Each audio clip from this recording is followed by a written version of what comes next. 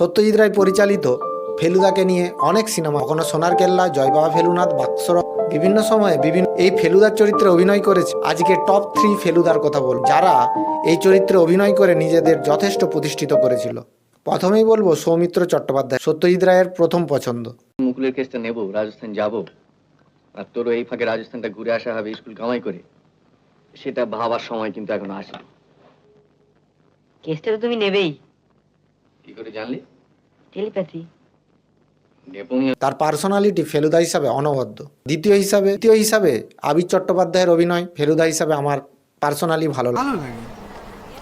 মানে দেখে মনে হয় সরল সোজা।